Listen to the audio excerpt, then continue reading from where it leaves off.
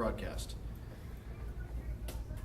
I'd like to thank all of you watching at home and would like to extend our hearts and prayers to the victims of the tragedies that have hit our nation, their families, and the first responders who have been there. This project has spanned the better part of a decade and has quite literally become the life's work of those involved. It was originally conceived in the deserts of Iraq from a simple thought: why can't domestic first responders and those who live in this great nation communicate and respond together seamlessly during a crisis?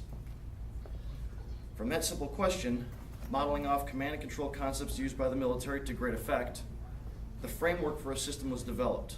The system was named the Domestic Strategic Operations Command and Control System,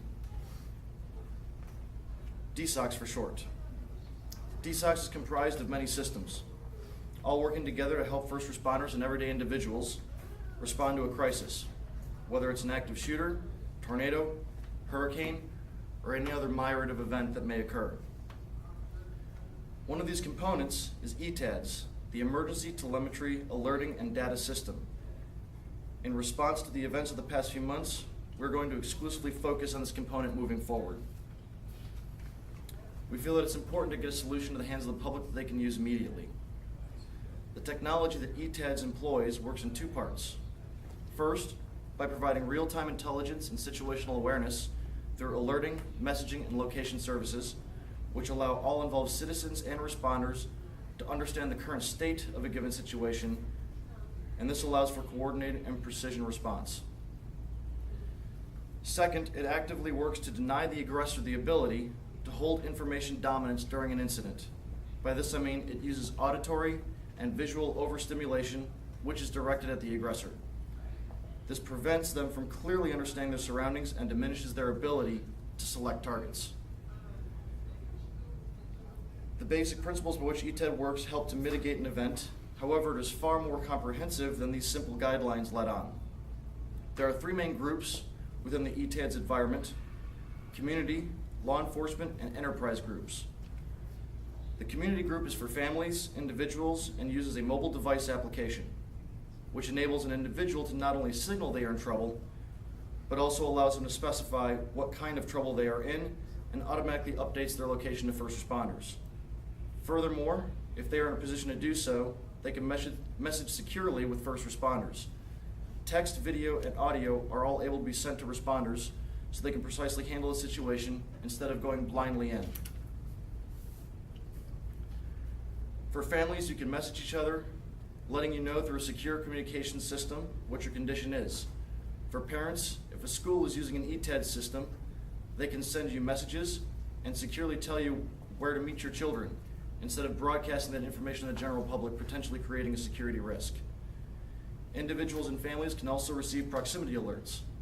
If an ETADS alert is issued near your location, you'll be notified to stay away from that area or respond appropriately.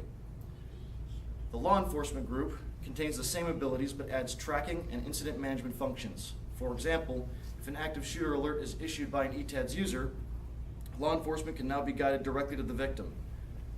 For privacy concerns, this capability is only available to law enforcement within the jurisdiction that the alert occurs, and only when a mobile device is in alert status.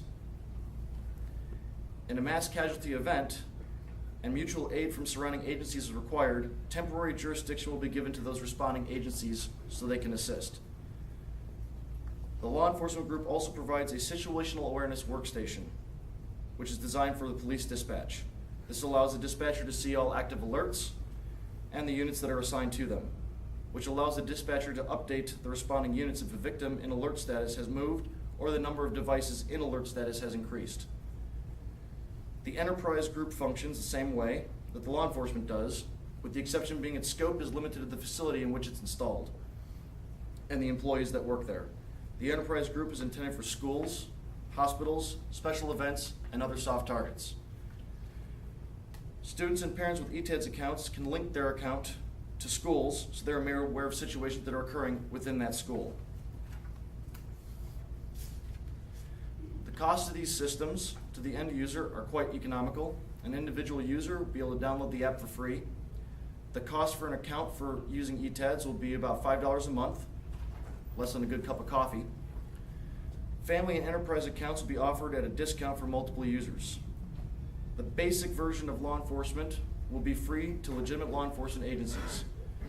To access advanced features such as streaming video from a school, a paid account will be required, as those advanced features do require a certain level of infrastructure which must be maintained and kept secure. In addition to these features, enterprise accounts will allow integration of building systems, public announcement, security sensors, access control, weapons fire detection systems, and surveillance cameras. The output of these sensors, to include video, can then be distributed to law enforcement to enhance their response. Additionally, CERTAF will maintain a 24/7 operations center called the National Strategic Operations Center, or NSOC. NSOC will assist all levels of accounts to understand the situation in which they find themselves. The timeline for this rollout is as follows. Evaluation testing will begin in July. Initial solutions will become available in August for schools and law enforcement, followed by the community app rolling out early September. We would love to roll out sooner, but we have to get this right, and it does no good to release a system like this that doesn't work when it's needed. We'll of course be focusing our efforts initially on Middle Tennessee, and we'll expand from there. However, if someone wishes to get ETADS and lives out of state during the initial rollout, we'll provide them an account without issue. This is our initial capability set which we are rolling out, but many more are to come to further DSOC and its ability to help during a crisis.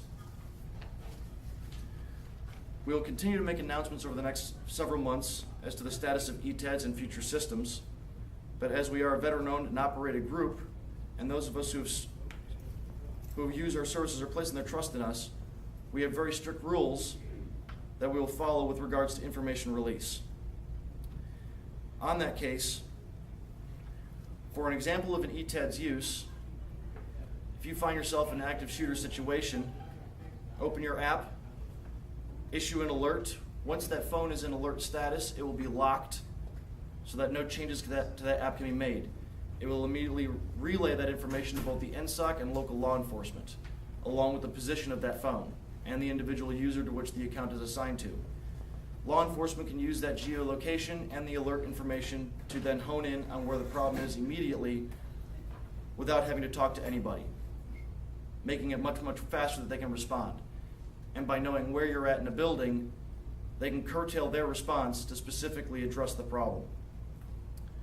I will now turn this over to our Director of Operations, Michael Morabito, who will discuss our operational security and physical security problems.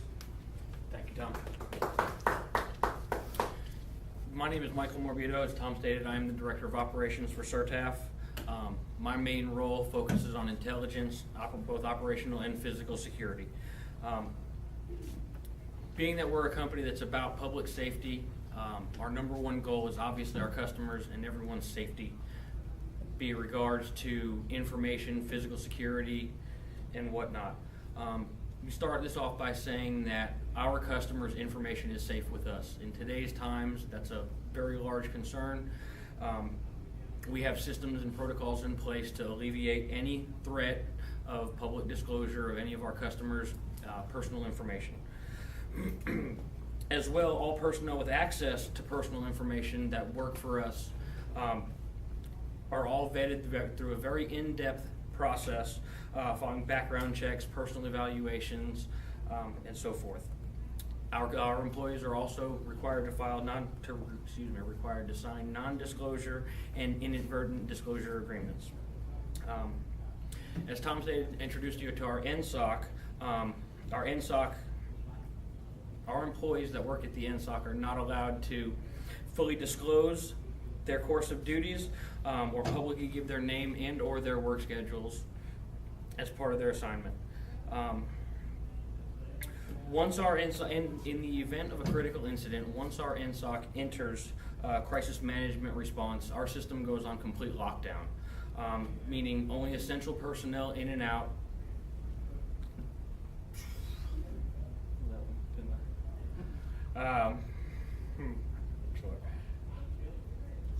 Just jump back. Okay. No one but our, like I said, no one but our mission essential personnel may be in an NSOC.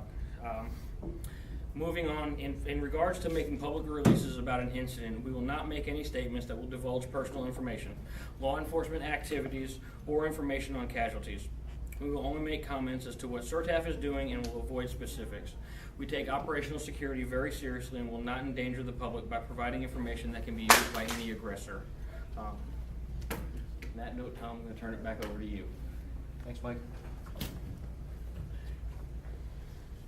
So as we move forward, there are a lot of issues that we will be facing, and I'm sure that once the system is fully operational and being utilized by the public, there will be people that will attempt to disrupt that network. We will actively work to ensure that that does not become a reality, and will employ the best techniques available to ensure the safety